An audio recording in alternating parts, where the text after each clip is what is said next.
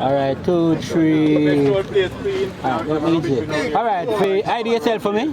Keith McTavish, Excelsior High. Go again. Keith McTavish, Excelsior High. Don't lift it again. Are you are the coach? Yes, assistant. All right, tough, I think 15 or 16 minutes.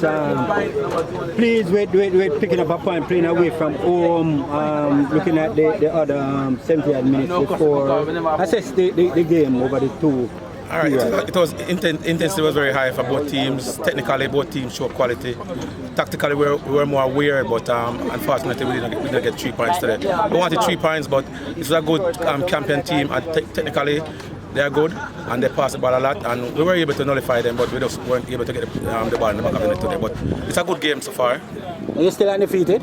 We are still undefeated. And you want to keep that, and you're still at top of the group, tell us. Yes, we are still on top of the group, and we are undefeated. And the boys, we are getting one step closer every day. We are getting better, and they are playing not to what we want so far, but they are getting there.